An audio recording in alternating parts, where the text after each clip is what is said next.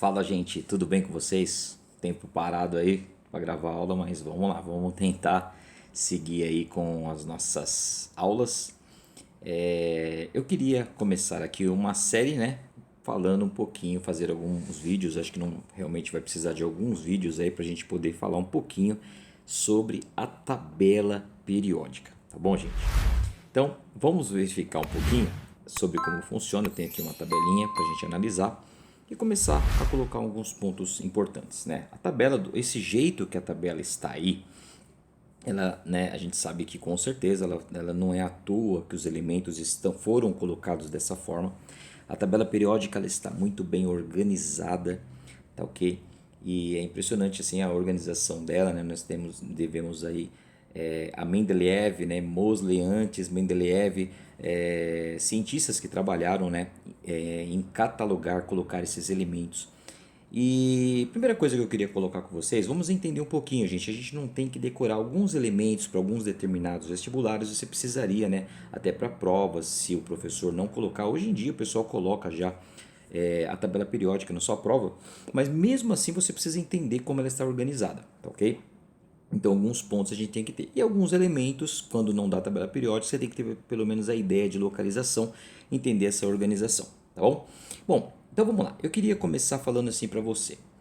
Quando você analisa os elementos nas linhas horizontais, tá vendo? Analisando elementos na linha horizontal, nós vamos chamar isso de período, tá? Então, período, ok? Período é quando você tem os elementos na linha horizontal, tá bom? Agora, quando você analisa os elementos nas linhas verticais, nós temos as famílias, ok? Famílias ou grupos, tá ok? Então, linhas verticais, né? Famílias, tá ok? Famílias ou grupos, tá ok? Que nós temos aí. Então, se você for analisar na tabela periódica, nós temos aí basicamente, ó, 1, 2, 3, 4, 5, 6, 7, são 7 períodos. E se você for contar famílias, começa aqui da família 1 e vai até a família 18, contando 1, 2, 3, 4, todos, né? Vai dar 18 famílias, tá ok? Beleza, isso já é um ponto fundamental, porque a pessoa numa questão ele pode perguntar em que família que está tal elemento, né? Em que período está o elemento. Então, fundamental entender isso aí, tá ok? Então, beleza. Começando com isso, vamos entender também algumas coisas assim. Como que está aqui a localização? Bom, falando de uma forma geral, gente, olha só. A tabela periódica, basicamente, né, nós temos aqui, tá vendo? E essa parte aqui que eu estou circulando, esse aqui que está mais roxinho, esses elementos aqui, ó. Esses são os principais elementos conhecidos como os ametais, tá ok? São os ametais. E aqui, né, nessa parte aqui, ó, toda azul aqui, nós temos os gases nobres, tá? Esses caras aqui são os famosos gases nobres, tá bom? Bem conhecidos, né? Os gases nobres da tabela periódica. E eles não reagem com ninguém. A gente vai pegar todos os outros elementos de maneira geral. Eles querem fazer ligação para atingir uma estabilidade, né? Uma estabilidade química. E é claro que tem elementos mais estáveis que acabam não fazendo ligação, por exemplo, como o ouro, né? Tem elementos aí que são mais estáveis, mas geralmente eles vão querer fazer ligação. Os gases nobres até também, se forçando, você faz ligações, tá ok? Mas de maneira geral eles não vão querer fazer ligação, eles já estão estáveis. Os outros elementos, dessa parte que eu coloquei a metais, o resto tudo, não, toda a parte você teria os metais, tirando aqui o hidrogênio, que não é um metal. Aliás, tem autores que nem colocam o hidrogênio está nessa primeira família aqui, mas tem autores que nem colocam ele aí, né? Colocam ele aqui no meio, porque ele não é nem um metal, nem um ametal, tá ok? Mas por que que ele está aqui? Bom, o hidrogênio, a tabela periódica ela está organizada em ordem crescente de número atômico, isso é importante, tá? Está organizada em ordem crescente de número atômico, ou seja, o hidrogênio tem número atômico 1, tá? Então lembra que você tem aqui o símbolo dele H, aqui embaixo representa o número atômico na representação do elemento. Isso até aproveitando aqui para tirar uma dúvida. A tabela periódica ela não vai seguir essa representação. Se você for verificar, na tabela periódica ele vai colocar o número atômico em cima, tá? E o número de massa embaixo, né? O número de baixo, que é o A, né? Então, Por quê? Porque ela está, a principal organização aí da tabela, né, é a ordem crescente de número atômico, que eles colocaram ele em cima. Então, lembrando que na representação do elemento químico, a gente se coloca o número atômico embaixo. Lembra? Você tem aqui o símbolo do elemento, né? Aqui é o Z, que é o número atômico, ele fica embaixo. E em cima é a massa. Mas aqui na tabela ele não está seguindo essa representação. Tá? Vamos lá. Dei uma limpadinha aqui na tabela. Agora eu quero passar um pouquinho para vocês mais duas situações. Falamos do período, né? Que são os elementos na linha horizontal, família ou grupo na linha vertical. Agora eu queria mostrar para vocês que a tabela ela tem uma divisão assim, ó. Essas duas colunas maiores, essas duas famílias e todas essas outras famílias aqui, nós vamos chamar esses elementos de elementos chamados representativos, tá? Representativos. É importante ter essa ideia, tá? Dessa divisão. Então, esses mais altos, né, o da esquerda, né, e da direita, nós temos os elementos representativos. E nessa parte do meio aqui, tá? Essa parte do meio, nós temos os elementos de transição. É muito importante você saber isso, né? Você ter essa localização.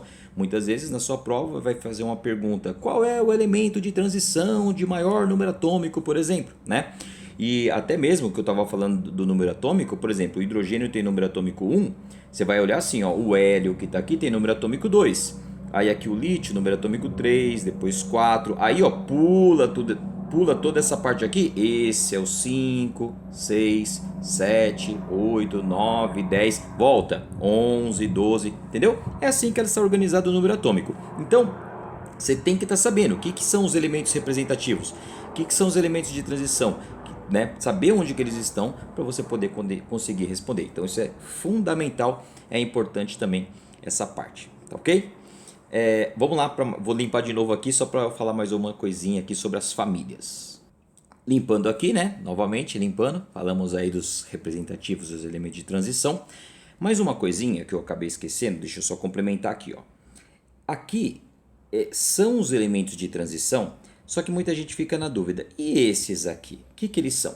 Eles também são elementos de transição, tá ok? Só que esses aqui, né, eles são chamados de elementos de transição interna, tá ok? Por que interna? Porque eles estão inseridos aqui dentro, ó, tá ok? A série dos lantanídeos e a série dos actinídeos. Esses dois aqui, eles estão aqui dentro dessa família, que eles estão dentro dessa família nesses dois últimos aqui, tá ok? Então, esses caras, tá? Esses caras aqui são elementos de transição interna e esses que estão expostos são chamados de elementos de transição externa, tudo bem? Agora, falando um pouquinho de família, gente, olha só. Famílias que tem nome e sempre aparece, sempre pergunta para você, essas você tem que saber, tá ok? É importante que você saiba que essa primeira coluna aqui, né, é a família 1, tá? Família 1, que é chamado de metais, tá? Metais alcalinos, tá ok? Alcalinos. O 2 é bem parecido, você só vai acrescentar, você vai falar metais, então o 1, né, essa aqui é a família 1, a família 2 você vai chamar de metais mesmo, alcalinos, você vai acrescentar só o terrosos, tá ok?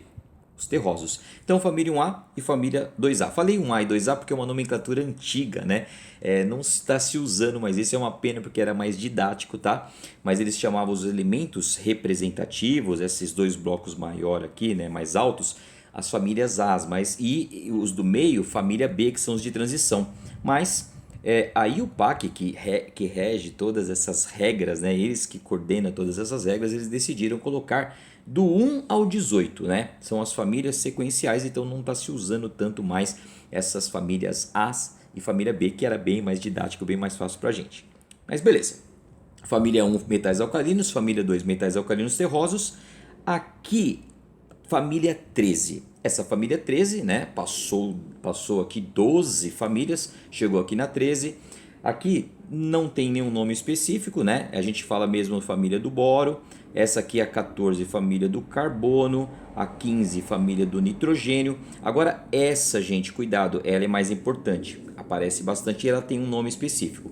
Essa aqui é chamada de família dos chalcogênios, tá? Chalcogênios, tá? Chalcogênios, tá ok? Ou calcogênios, tá bom?